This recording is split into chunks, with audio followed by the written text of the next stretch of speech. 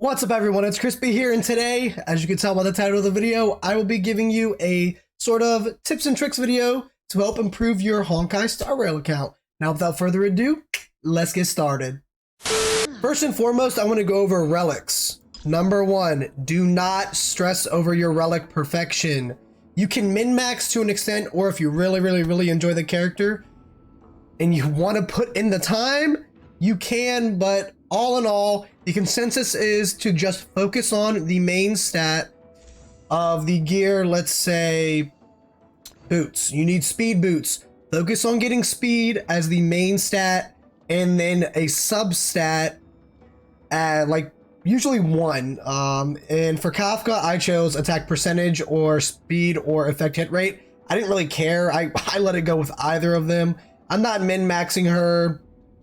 I want to save my sanity. I tried to min-max my blade and it was just a lot harder because I needed speed or crit rate, and I really wasn't getting those on the rolls, and I used almost all I used like 3,000 Trailblaze power.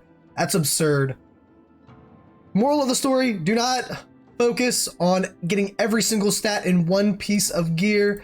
Get the main stat and maybe one substat, like for a link rope or a planar. Get a attack percent or an energy regen. Energy regen and usually the elemental are hard to get. Number two on my list is to plan your pulls. If you're free to play or a very light spender, you will absolutely not be able to pull on every single character. Do not be like me and pull for the baddie waifus or the dudes that remind you of Sephiroth because he's so freaking cool. Like, my account has so many DPS, not many sustain or healers, because I did not follow this rule. I'm constantly broke, as you can tell in the right hand corner over here. Acheron came out, so I said, oh yeah, I mean, I gotta pull for her. That's a must, and I will gladly give up on anyone in the future. So I chose to choose for her, and I chose to not pull for Aventurine and whoever is immediately after, because I need to build my my stock back up. You can see I'm a broke boy. Plan your pulls. Do not be stubborn like me. Try to pull for everyone. You absolutely will not be able to, and you might brick your account because you won't have the sustain or the healers or what have you that you might need for your team compositions. My third tip is build one character at a time. Once upon a time, I tried to build a bunch. I was trying to build, let's see, Yukong, Pela, and Tingyun all at once. It didn't make any sense at all. It actually made everything so much harder, and it took a lot longer because I wasn't using my Trailblaze power accordingly. You have about 240 or so a day, and I would honestly spend that building one character at a time. They're really hard to build if you want to get their traces, their relics. It takes a lot. It really does. So it's good to have a stock of stuff already built up prior to a character's release, so you can pre-farm for them, or just build one at a time, and it'll maximize your time spent as well as your resources towards a character. If you need one for a team, like a healer, like Lynx, just build Lynx. Don't build Lynx and Natasha and be like, I wonder who's better. Go look up a tier list or go look up gameplay on YouTube or something. It'll save you a lot of time and it'll save you a lot of trouble. Now for tip 4, team composition. You don't just want to build a team based on favorites, because they could all be DPS or healers or something and not synergize well. What I mean by team composition is building a team of characters that complement each other, that synergize well and will help you destroy content. Let's say you wanted to build a team based on Blade. Blade is your DPS. Blade needs a healer with him. Lynx, Bailu, Natasha, Fushuan, whoever. Luocha really pairs really well with him, but unfortunately I don't have him currently, but whatever. That's neither here nor there. You would want an amplifier, Ruin Mei, or Branya, or You could have both of them in the team. Bronya will speed up Blade, give him a crit rate, and Ruin Mei can increase the attack of everyone on the team. So that's just a quick and easy. You could build a Kafka build, which has a damage over time build. You could put her, Sampo, 2 other characters. If you want to play Acheron, you could put Acheron in the party. Sparkles, Kafka for a dots build. Kafka puts debuffs on the enemy, which will help get Acheron her ult, and then a 4th character, someone else, probably a Nihility. And that's all for my team composition. Team composition can legitimately be its own video, so I'm just going to go light on it and then make that its own video in the future. For tip 5, I will be showing you PrideWinG. This site can help you with characters explanation. It gives a tier list of all types of characters in the game based on DPS, specialist, amplifier, and sustain. So healers, buffers, people that have special roles in their squads, and just straight DPS. It rates them based off of Memory of Chaos and Pure Fiction. So it can give you a really good outlook on maybe who you want to pull for, who you should pull for, or what roles they assume and how good they are in those specific roles. You can also go here and look at individual characters. I use this site every single day. Builds and teams. It shows you their best relic sets, their best planetary sets, the best stats to focus on in the relics, recommended endgame stats, build comments, best light cones, synergies with characters, and even gives you team builds at the bottom of the page. This site is essential for any individual playing Honkai Star Rail or anyone that wants to help improve their account or needs some information on the game in general. I don't want to say to take this as gospel, but do your own research. I use this for a lot. For tip 6, I suggest you do your dailies. Try your best to log in every single day. I know it's hard. I miss days too, where I'm just too busy with life. I can't log in. But your dailies are an easy, 5 to 10 minutes way of getting Jade and an insane amount of experience for your account. What I usually do is I go to Interstrol. I go to one of the Calyxes or whatever you may want.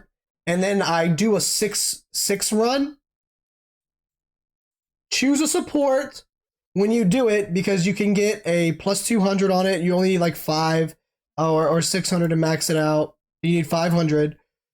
And run the 6 run. You'll get the... Let's see what I did today. Log into the game. As soon as you log in, you get 100. Dispatch on assignments. You should be dispatching on assignments every single day. That could be a free tip. 20 enemies. You'll get that doing your 6 run. And then obtain a victory in combat with a support character. That's plus 200. That will get you to your 500.